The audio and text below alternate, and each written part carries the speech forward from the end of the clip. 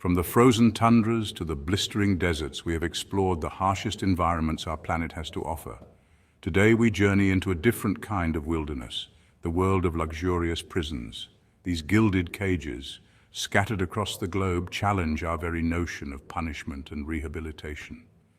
Join me as we delve into the lives of those confined within these opulent walls. We will bear witness to the unexpected hardships they face, the complex relationships they forge, and the surprising freedoms they enjoy. From gourmet meals to conjugal visits, we will uncover the reality behind these luxurious facades. Prepare yourself, for even in this world of privilege, the primal instincts of survival, desire, and despair always find a way. Off the coast of Norway lies Bastøy Island, home to one of the world's most luxurious prisons. Inmates live in brightly painted cottages, free to roam the island's beaches and forests. They tend to farm animals, work in workshops, and have access to tennis courts and a recording studio. But beneath this freedom, a deep sense of isolation lingers. The sea serves as a constant reminder of their confinement. Our next stop takes us to HMP Addiewell in Scotland, a prison designed to foster family connections. Inmates have access to private family visits in comfortable home-like settings. But the complexities of love and intimacy take on a different dimension within these walls.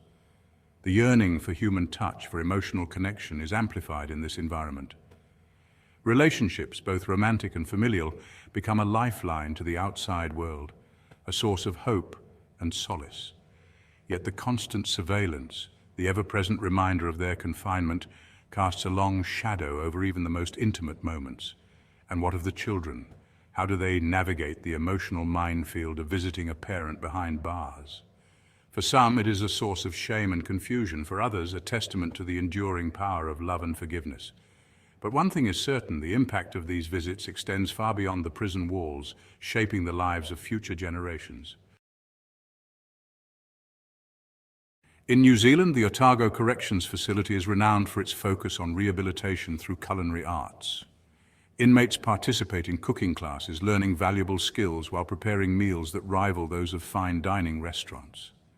But the aroma of freshly baked bread and exotic spices serves as a constant reminder of the sensory deprivation that defines prison life.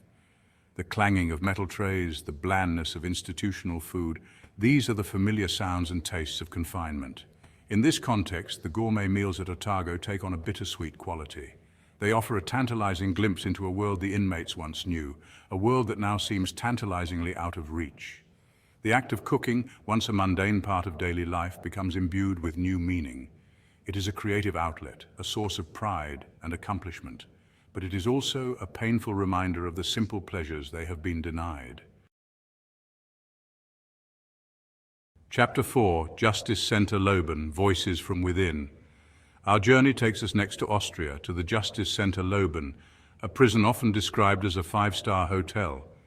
Inmates have access to private cells with ensuite bathrooms, a fully equipped gym, and even a library. But what is it truly like to live within these luxurious confines? Let us listen to the voices of the inmates themselves. For some, the guilt and shame of their crimes weigh heavily upon them. Regardless of the luxurious surroundings, they struggle to reconcile their comfortable existence with the knowledge of the pain they have caused. Others find solace in the prison's amenities, using the time to reflect on their past mistakes and prepare for a brighter future. They embrace the opportunity for self-improvement, taking advantage of the educational and vocational programs offered. But even in this environment of relative comfort, the longing for freedom, for a second chance at life, remains a constant ache. Chapter 5, Aranjuez Prison, Walls of Security, Walls of Isolation. In the heart of Spain, Aranjuez Prison stands as a testament to the enduring tension between security and humanity. The prison boasts state-of-the-art surveillance systems designed to maintain order and prevent escapes.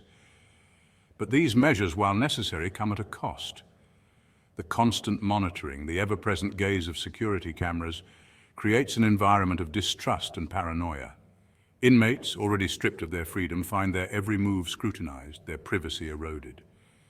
The prison, intended as a place of rehabilitation, risks becoming a breeding ground for resentment and despair. Yet, Even within these tightly controlled confines, the human spirit finds a way to flourish. Inmates form bonds of friendship and support, finding solace in shared experiences and common goals. They create their own rituals, their own forms of expression, carving out moments of joy and connection amidst the sterile surroundings. Chapter 6. Sollentuna Prison. The Power of Play. Our next destination takes us to Sollentuna Prison in Sweden, where the focus is on rehabilitation through recreation. Inmates have access to a wide range of activities, from music and art therapy to team sports and gardening. But can such seemingly frivolous pursuits truly prepare inmates for life outside prison walls? The answer, surprisingly, is a resounding yes.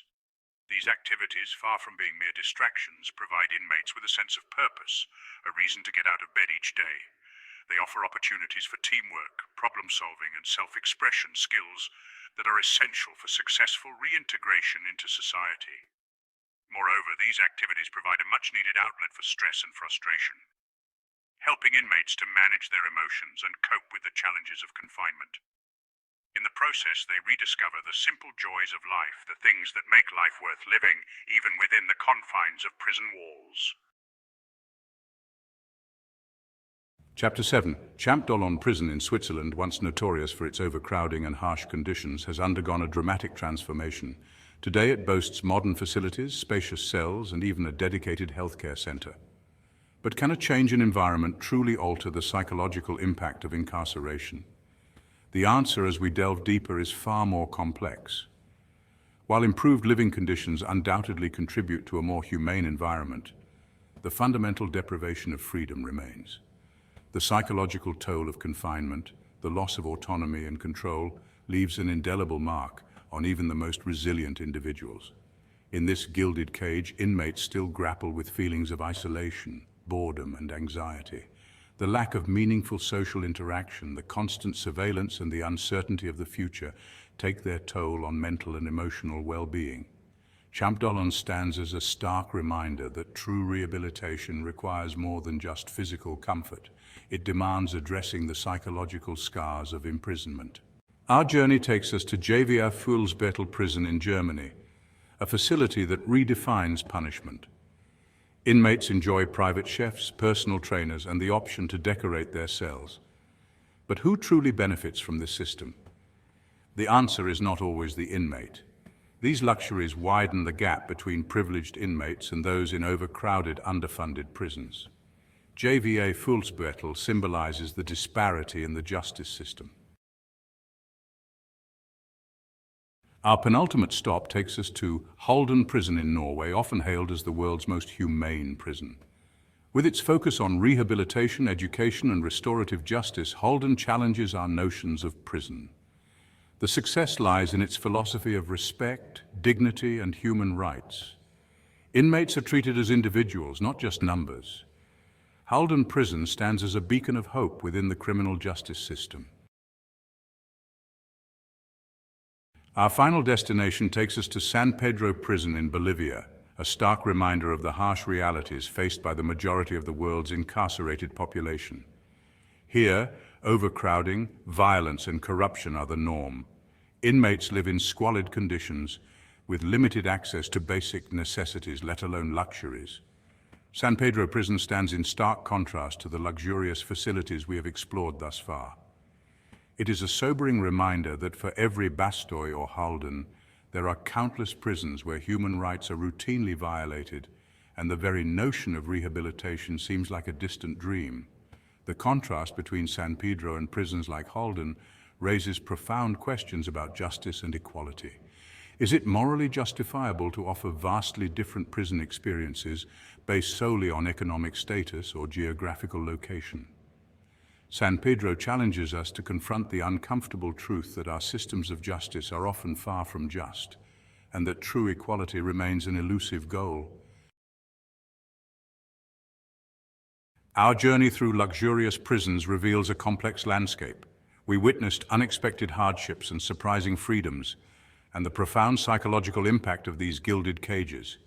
The urgent need for a more just and equitable approach to criminal justice is clear. Luxurious prisons expose deep flaws within our systems. Can true justice be achieved where punishment is unevenly distributed? The journey is over, but the conversation has just begun.